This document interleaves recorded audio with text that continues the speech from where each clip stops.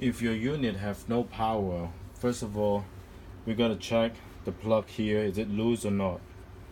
The black plug down there, down here. Both of the plug you need to check, and the fuse here for the unit, for the stereo. Okay, make sure check the fuse, everything's good, and then chase all the plug here from the power cord, the main power cord. All the plug here, we check it out, make sure it's good connections. And for the Bluetooth system, right here, there's two, the blue wire and brown wire. Okay, this is from the unit, this is connected 12 volt for the Bluetooth. Ground wire for blue, ground wire, ground.